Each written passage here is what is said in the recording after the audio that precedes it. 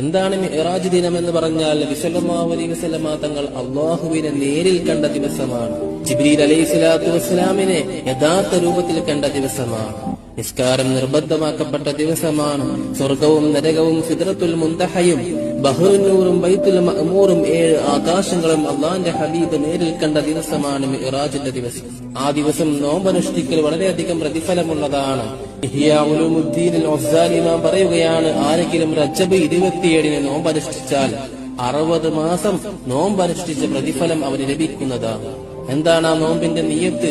നബൈതു Zouma ഗദിൻ അൻ സുന്നത്തിൽ മിഅ്റാജി ലില്ലാഹി തആല, അല്ലാഹുവിന് വേണ്ടി നാളത്തെ മിഅ്റാജ് സുന്നത്ത് നോമ്പ് അനുഷ്ഠിക്കുവാൻ ഞാൻ കരുതി എന്ന നിയ്യത്ത് വെക്കുക. അല്ലാഹു സുബ്ഹാനഹു വ തആല നോമ്പെടുക്കാനും അതിന്റെ പ്രതിഫലം പരിപൂർണമായി ലഭിക്കാനും നമുക്ക് അല്ലാഹു തൗഫീഖ് നൽകട്ടെ. അസ്സലാമു അലൈക്കും വറഹ്മത്തുള്ളാഹി. എന്താണ് മിഅ്റാജ് ദിനം എന്ന് പറഞ്ഞാൽ നബി സല്ലല്ലാഹു അലൈഹി വസല്ലമ തങ്ങൾ അല്ലാഹുവിനെ നേരിൽ കണ്ട ദിവസമാണ്.